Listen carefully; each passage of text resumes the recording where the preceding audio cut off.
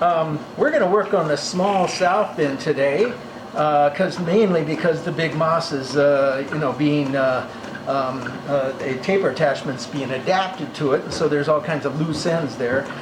Basically, we're going to come in and punch a center hole in the end of this 1-inch 8620 rod, drag the rod out so we can get to it, and then we're going to cut a, I don't know, an inch and a half or so shoulder, half-inch thick, and then thread it on one end so we can put a nut on that, and then bring it in the other side, have a shoulder on it, and then taper that other side down to a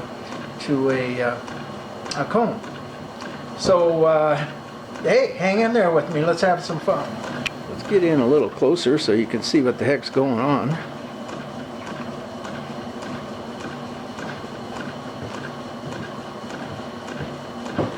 One thing for sure, this lathe doesn't spin as fast, and it definitely isn't as strong, but it's a good tool, and it does the trick.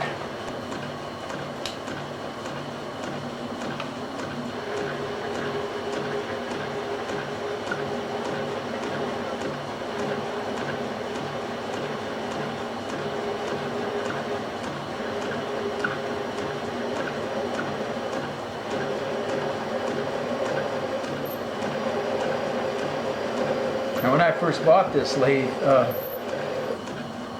interesting story, it needed a couple parts. So I looked on eBay, I couldn't find them. So finally I just said, well, hey, maybe South Bend has them. And I can't remember, it needed a gear or something like that. So I called up South Bend, and they said, well, what lathe do you have? And I said, well, it's a, 9-inch. She goes, no, what's the serial number?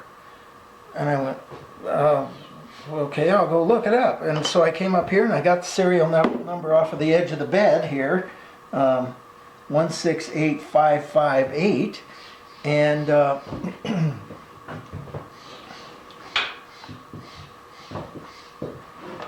she proceeded to tell me the entire history of this lathe. Who owned it, what it was used for, and pretty much everything else. And she added me as the current owner of the lathe. I was just astounded. I mean, South Bend, who knows if they still do this, because it's now 20 years later. But at that point, they were still keeping records on every tool they sold. And that's pretty incredible.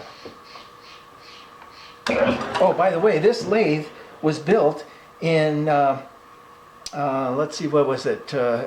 April of 1948, 1 month after I was born.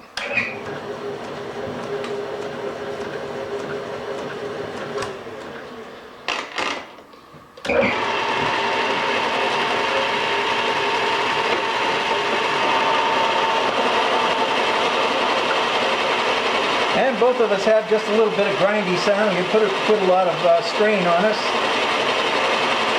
But that's no big deal.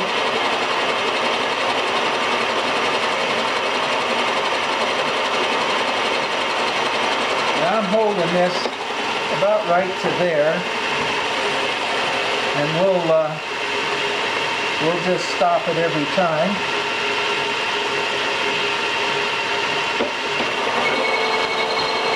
Unlike the moss where I can take 40 thousandths at a time, this thing can barely take 10. But hey, I got the time.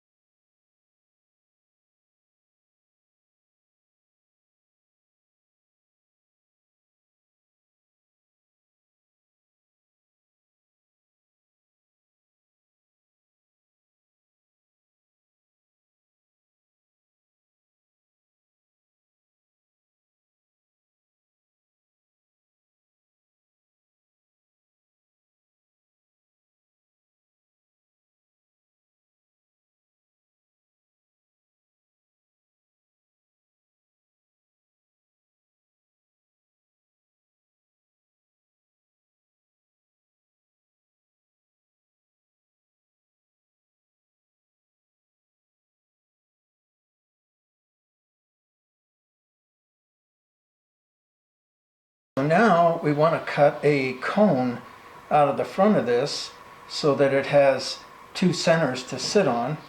And we want to take our compound up to 60 degrees. So 60 degrees is right there.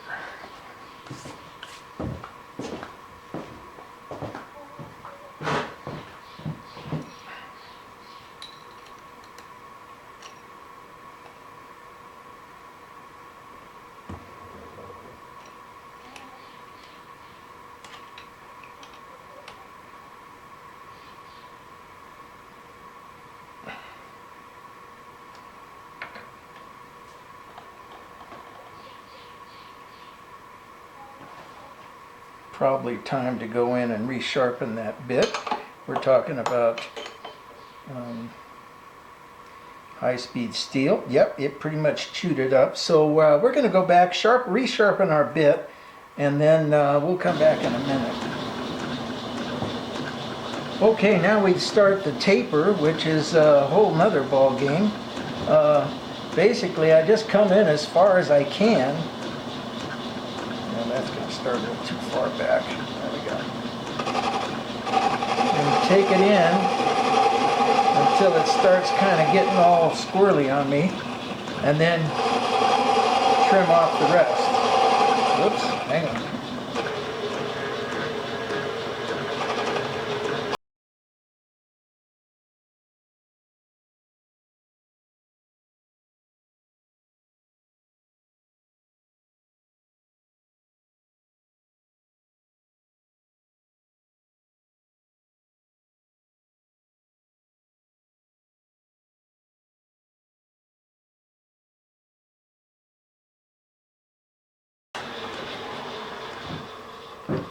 Okay, we've gotten to our V. We're down to about a ½ an inch. I think it's probably time to come in and cut our threads for this side, and then we'll come in and finish off the other part. Now, probably what I'm going to have to do is take this back another ½ inch or so in order to finish up that cone.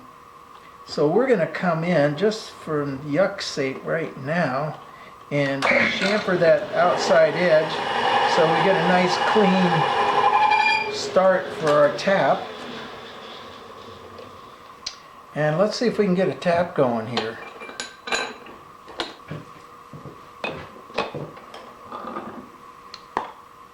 Or actually a die, now that I'm thinking of it. But who's counting? Now I like to do my dies by bringing my chuck face back to a square. Yeah, that'll fit. Put that up against the face.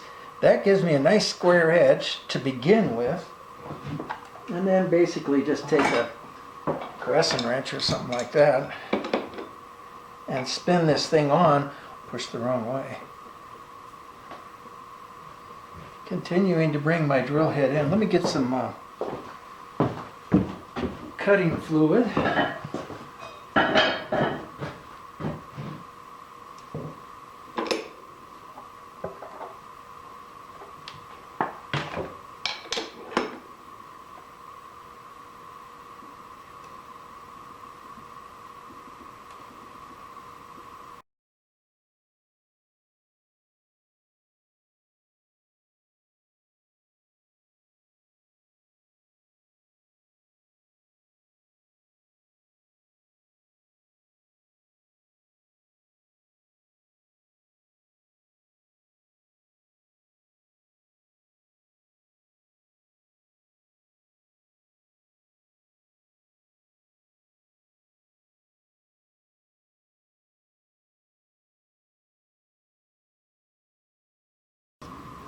Okay, so we've got our threads.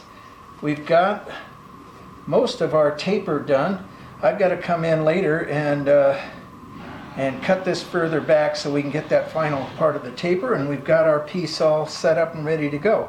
Right now, my wife wants to go to the movies, so I'd say we're going to go have some fun.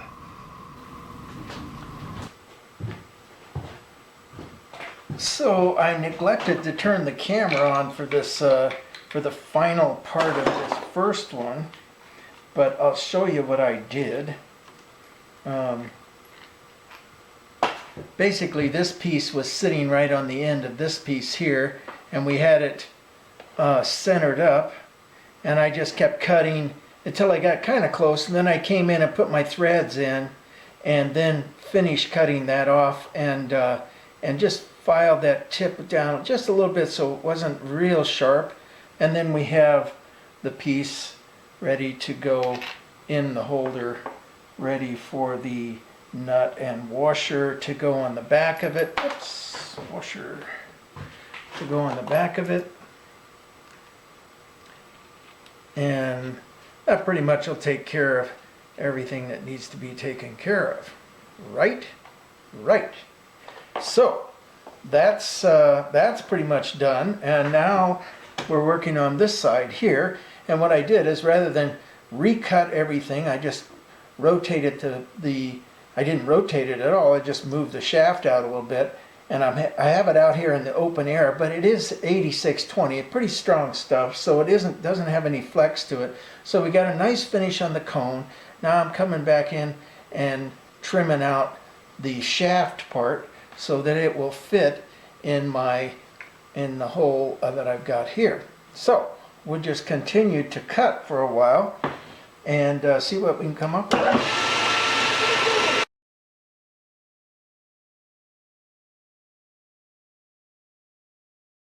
So we found ourselves a 9/16 tap, which would go into this hole pretty smoothly.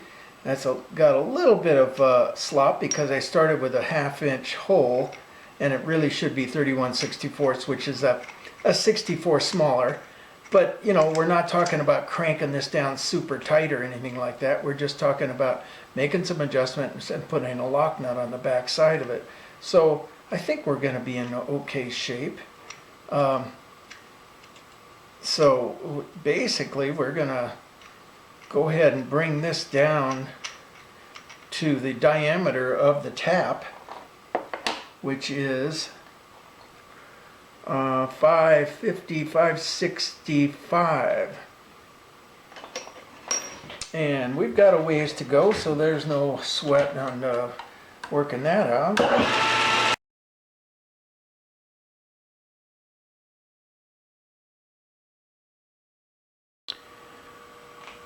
So we're going to set up, since I don't have a die that's going to be able to do this, plus if I cut that end off, how could I get a die to run down the end of that, because I got nothing to grip onto. Just a piece of metal. We'll put that up against here. We're going to run our bit up against the 60 degrees, which is where we want to be, and have a look at that and see what that comes out like. Now I've got to, and it looks like we're just a little bit out. Oh, you know what? First thing we want to do is make sure that we're bottomed out on our, or that we're sitting exactly center. And that looks pretty darn close. It's just a little bit high. So I'm going to back this down just a tad. Make sure we're good and tight there. That's right on the money. Okay, so we've got that in place. Now we want to come in and check to see how square we are. And I'm just looking at it. I can see it's out of square just a little bit. But let's just check and see how much it's out.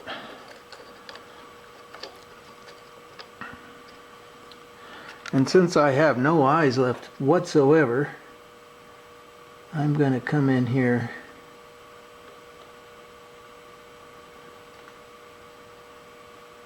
a little bit. So now we're going to come in and cut ourselves some threads, starting here and working our way back to about here.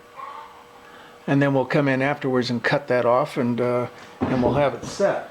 Now the problem is, hang on, let me put this away so I don't lose it, because I'm notorious at setting things aside and then not remembering where I put them. The problem is that I've got to get this thing to come in and spin the right direction. So I think let's put we're going to put the lathe into compound first thing off, so it'll travel nice and slow.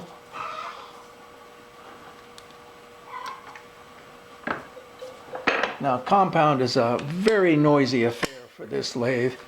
It doesn't like compound one bit. But it is what it is. We'll throw a little oil on the gears. One of these days I've been meaning to go in and do a rebuild on the gears. But you know, you can just do so many things, right? Alright, so we're going to set this thing up for 12 threads per inch. And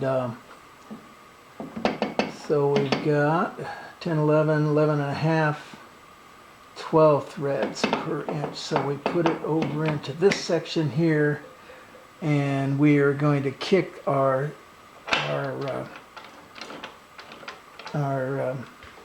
back gear for that drive in the in position, and we should have 12 threads per inch from that. Oh, and which direction do we? Top lever is center. We're going to be turning from here that direction. You can see we're traveling that way. Now the question is that going to cut the right thread for me? And I'm seeing that it's not, because let's see, maybe we need to start out here and move in. Let's try that.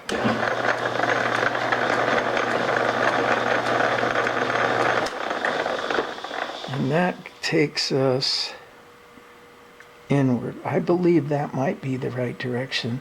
I'll tell you what we're going to do is we're going to bring this in and just kiss it.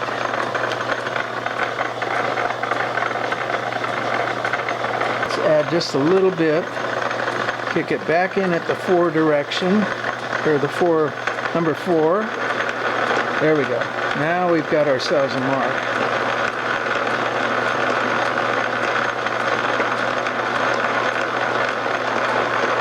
Okay, let's see what that's going to do.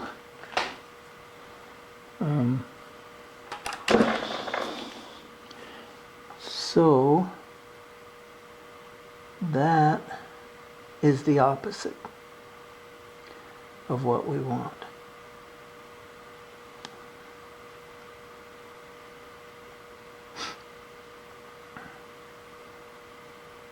So it is the other direction. That's reverse 4.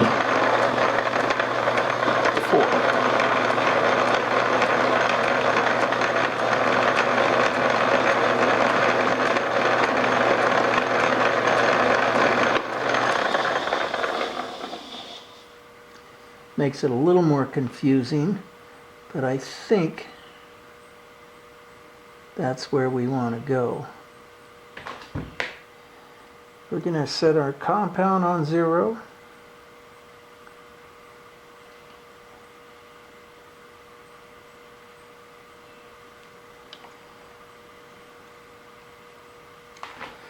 And our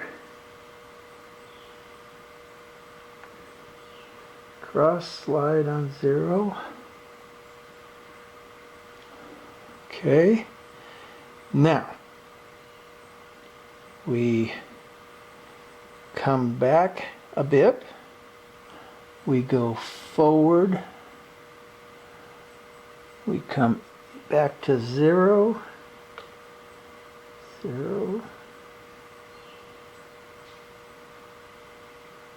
and then we run that in 10 or 5, We'll get some dye on this because I'm a bit confused. And this will help straighten me out.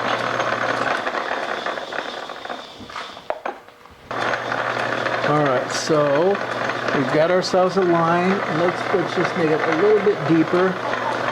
And we're going to swing around to 4.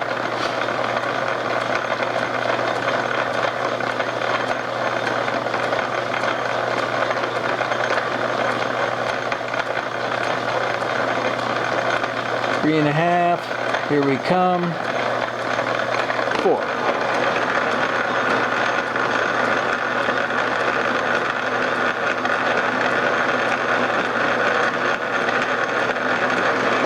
Shut it down. Now, yes, that's right, because the thread wants to go this way to tighten, and that's what it's doing. Okay, so now we bring this back to 0. We come forward, take this back to 0.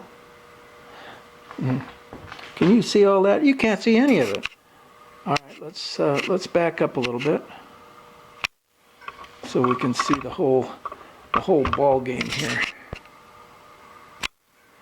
Well, Nick Collier here, and turns out that the next step in this entire operation, and this is like a week later, and I'm just now finding out that something happened to the files. They just got deleted, or they disappeared, or they're hiding someplace in my computer. I can't find them. So we took that one piece that we were threading and pretty much destroyed it.